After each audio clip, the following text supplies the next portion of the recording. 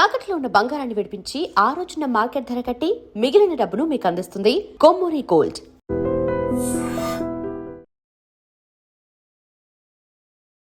నమస్కారం. ఐడ్రీమ్ ప్రేక్షకులకు స్వాగతం, సుస్వాగతం. ద్వాదశ రాశుల్లో నవగ్రహ స్థితి ఈ మాసంలో ఏ విధంగా ఉంటుంది, అలాగే 2026వ సంవత్సరం మే నెలలో ఏ రాశి వారికి ఏం జరగబోతోంది, ఇలాంటి ఆసక్తికరమైన విషయాలు తెలియపరచడానికి మనతో పాటు ఉన్నారు శ్రీ జ్యోతిషరత్న జ్యోతిష్య చక్ర వైభవ నిపుణులు డాక్టర్ రాళ్లపల్లి రవికుమార్ గారు మనతో పాటు ఉన్నారు. వారితో మాట్లాడదాం. నమస్కారం గురువు గారు. నమస్కారం అమ్మా. గురువు గారు, ద్వాదశ రాశుల్లో ఈ మాసంలో తీసుకున్నట్లయితే నవగ్రహ స్థితి ఏ విధంగా ఉంటుంది? తప్పకుండా. శరదిందు సమాకారే పరబ్రహ్మ స్వరూపిణి వాసరాపీఠ నిలయే సరస్వతి నమస్తుతే. ఐడ్రీమ్ ప్రేక్షకులకు నమస్కారం. మామూలుగా ఏంటంటే ద్వాదశ రాశుల్లో నవగ్రహాలు ఎక్కడ ఉన్నాయో తెలుసుకుంటాం. తెలుసుకున్న తర్వాత ఆ స్థానాల్లో ఆ గ్రహాలు ఉంటే కనుక ఈ మాసం అంతా ఏ ఫలితాలు ఇస్తారో ఏ రాశులకి దాన్ని బట్టి మనం తెలుసుకోవచ్చు అన్నమాట. దానికి ముందుగా ఏంటంటే మనకి సూర్యుడు రవిగ్రహం వచ్చేసి మనకి మే 15 నుంచి ఏమో మనకి వృషభ రాశిలోకి వస్తాడండి. సో మే 14 తారీఖు దాకా మటుకు మేషరాశిలోకి ఉంటాడు. సో ఏప్రిల్ 15 టు మే 14 మేషరాశిలో, మళ్ళీ మే 15 టు జూన్ 15 దాకా ఏమో వృషభ రాశిలో ఉంటాడు.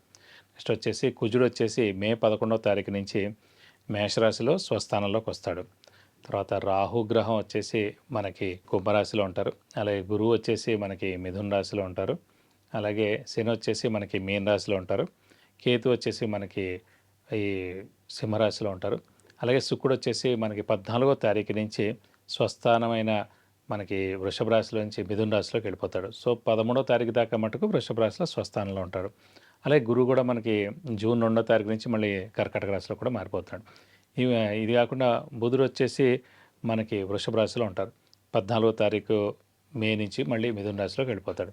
సో ఇవ్వండి ద్వాదశ రాశుల్లో నవగ్రహాలు ఈ స్థానాల్లో ఈ మాసం అంతా ఉంటారు. 2026 మే నెలలో ఉన్నామని మనందరికీ తెలుసు. మరి ధనస్సు రాశి వారికి ఏ విధంగా ఉండబోతోంది, వారేం చేయాలి అని తెలుసుకోవాలనుకుంటున్నారా? గురుగారితో మాట్లాడదాం. గురువుగారు, ఈ రాశి వారి ఎలా ఉండాలి, ఏం జరగబోతోంది, ధనస్సు రాశి వారి గురించి పూర్తి వివరాలు తెలియపరచండి. తప్పకుండా. ధనస్సు రాశి అనగానే మనకి మూల 1, 2, 3, 4 పాదాలు, పూర్వాషాఢ 1, 2, 3, 4 పాదాలు, ఉత్తరాషాఢ 1వ పాదం, ఈ నక్షత్రాల సమూహం అంతా మనకి ధనస్సు రాశిలోకి వస్తుంది. ధనస్సు రాశి అనగానే మనకి విల్లు అంటే బాణం, అంటే మెయిన్గా అది ఒకసారి ఎక్కువ పెట్టామంటే ఇంక మళ్ళీ వెనక్కి తీసుకోలేం. సో అంత ముక్కుసూటిగా ఉంటారు వీళ్ళు, చాలా ధైర్యంగా ఉంటారు. కోపిష్ఠులు కూడా నా గురుగారు? అంత కాదు కానీ పర్వాలేదు. సో డామినేటింగ్ నేచర్ ఉంటుంది. అది కాకుండా ఎవరిని నమ్మరు. సో అందరిని నమ్మినట్టుగా ఉంటారు కానీ వాళ్ళకి తోచిందే వాళ్ళు చేస్తారు. సో వీరికి దైవబలం దైవానుగ్రహం పరిపూర్ణంగా ఉంటుంది. ఎందుకంటే వీరి రాశ్యాధిపతి గురువు కాబట్టి వీరికి విపరీతమైన దైవబలం దైవానుగ్రహం ఉంటుంది. సో స్నేహితులు తక్కువగా ఉంటారు, శత్రువులు ఎక్కువగా ఉంటారు. ఎందుకంటే ముక్కుసూటిగా ఉన్నారు కాబట్టి శత్రువులు ఎక్కువగా ఉంటారు. ఏదైనా సరే వీరు ఎదురుకుండా ఏం మాట్లాడరు, వాళ్ళు వెనకాలే మాట్లాడతారు. సో వీరికి వచ్చేసి శివుడు అమ్మవారు అంటే చాలా ఎక్కువగా ఇష్టంగా ఉంటుంది కూడా. సో వీరు మెయిన్గా చతుర్థ స్థానంలో శని ఉన్నాడు, దీన్ని అర్ధాష్టమ శని అంటారు. అలాగే సప్తమ స్థానంలో గురువు, అది ఇంకా చాలా బాగుంది.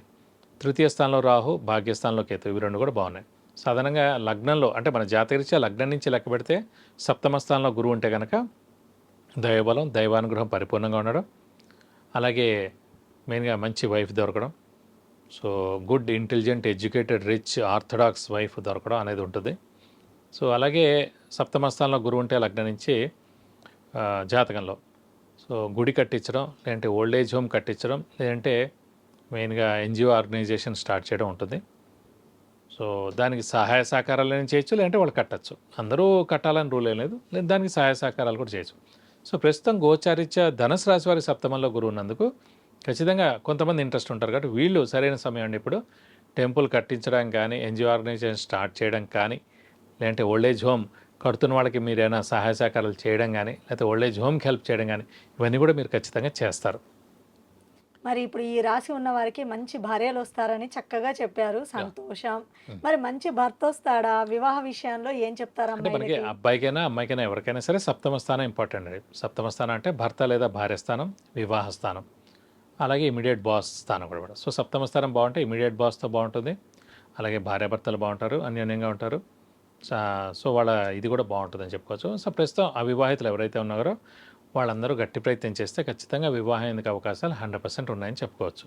స్థానచలనం కూడా ఉంటుందా గురువు గారు? అంటే అర్ధాష్టమ శని నడుస్తుంది. అర్ధాష్టమ శని అంటేనే స్థానచలనం. స్థానచలనం అంటేనే ఇల్లు మార్పు కానీ, ఉద్యోగ మార్పు కానీ, ట్రాన్స్ఫర్ అవ్వడం కానీ, లేదంటే వేరే ఊరు వెళ్ళడం కానీ ఇవన్నీ కూడా జరిగేందుకు అవకాశం ఉంది. అలాగే వీరు ఫారెన్ ఎవరైనా వెళ్ళి జాబ్ చేద్దాం అనుకుంటున్నారు, ఎప్పటి నుంచో ట్రై చేస్తారు, వారికి ఇది సరైన సమయం. ఈ అర్ధాష్టమ శని అనేది శని అనే గ్రహం ఖచ్చితంగా మనకి స్థానచలనం చేయిస్తాడు. అక్కడ మంచి ఉద్యోగం గ్యారెంటీగా వచ్చేందుకు అవకాశాలు 100% ఉన్నాయి. ఏమైనా పరిహారం చేయాలంటారా మరి?